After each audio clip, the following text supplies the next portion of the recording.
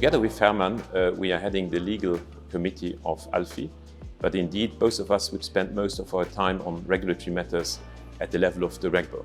The last 12 months have been intense in terms of new regulations, and ALFI had to make choices to allocate resources on questions to which we were answering.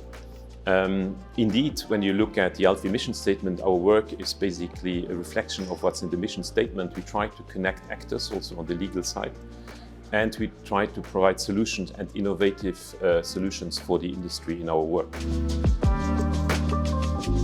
Anti-money laundering has been a main subject for the industry, and what we're trying to do is not just look at the new legislation, but also react on practices in the market. Try to engage with the regulator and find solutions for market participants, for example, on AML on assets, which has been a really difficult subject. So you have to reconcile regulatory ambitions, legal texts, and on the other hand, we need at all costs to avoid a situation where there's no level playing field between different jurisdictions in Europe.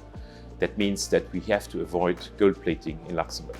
AFMD obviously is terribly important for Luxembourg because AFMD is the future. AFMD is where the growth is right now. Second subject I can briefly talk about, where ALFI have been largely engaged also at European level, is ESG, so SFDR and taxonomy. I'm going to spare you the details, but there has been, I think all of you know that the level 1 measures have come into force before the detailed responses have been given by the European Commission.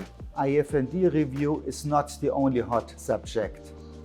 LTIF recast is another one. Who would have thought that LTIFs would be such a success story in Luxembourg? Over 26 LTIFs in Luxembourg of 57 in Europe.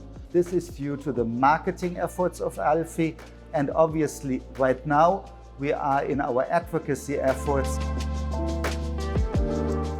LTIF have become popular because what we see is the so-called retailization of alternative investment funds, meaning traditional alternative investment funds are reserved to professional investors, institutional investors. However, the mass affluent, they need as well long-term investments. And this is what LTIF is about. It is a complement to the traditional UCITS fund to give the normal man on the street, the affluent persons, a possibility to participate in investments in real assets in the form of investment funds. In terms of major achievements, we see that the situation and the position of the European authorities are evolving in relation to credit funds. This really is a great achievement, and we see it moving in the right direction due to the concerted efforts of ALFI and other industry bodies.